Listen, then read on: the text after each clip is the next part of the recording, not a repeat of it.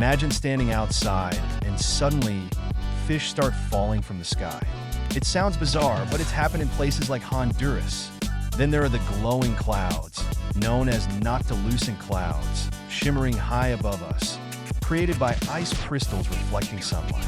And let's not forget the time in 1931 when a tornado in Nebraska lifted a house, complete with its occupants, and dropped them safely miles away.